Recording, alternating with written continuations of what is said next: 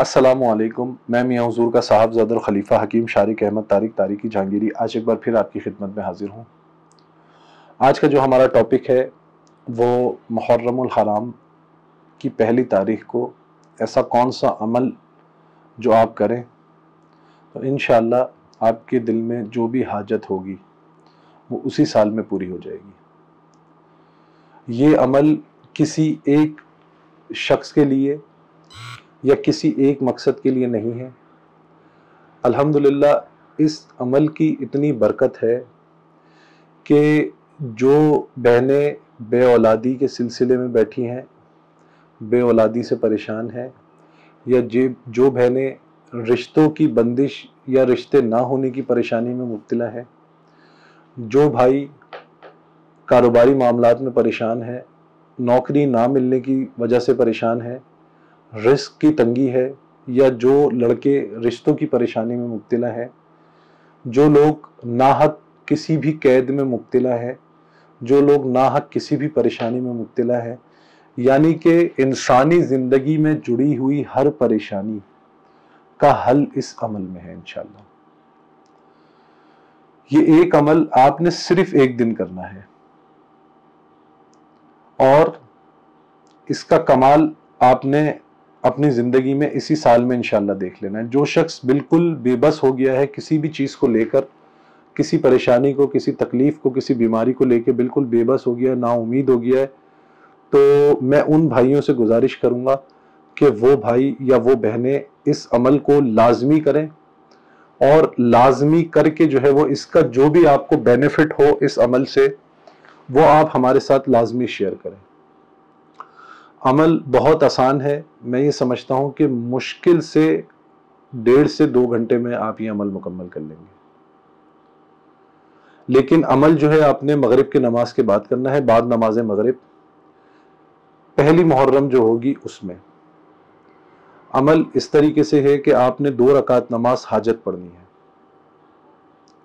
हाजत वो जो आपका मकसद है, जो भी चीज़ हासिल करना चाहते हैं, जो पाना चाहते हैं, जो दिल में ख्वाहिश है या कोई परेशानी है जिससे बेबस हो चुके हैं, नाउम्मीद हो चुके हैं, उससे खुलासी में, उस मकसद से आपने 2 रकात नमाज हाजत पढ़नी है। और नमाज के मुकम्मल होते ही आपने दुआ नहीं करनी, नमाज के मुकम्मल होते ही आपने 1 मरतबा सूरह यासीन शरीफ पढ़नी है।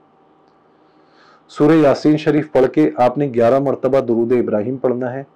उसके बाद आपने 1000 मरतबा तीसरा कलमा पढ़ना है। 1000 मरतबा तीसरा कलमा पढ़ के फिर आपने 11 मरतबा दुरूद इब्राहिम पढ़ना है। और जो भी आपका जायज़ मकसद है, जो भी जायज़ हाजत है, जिस परेशानी में मुब्तला है, अपने रब के आगे बैठ जाएं और तहे दिल से अपने लिए दुआ करें, अपने मरहूमीन की मग़फ़िरत की दुआ करें।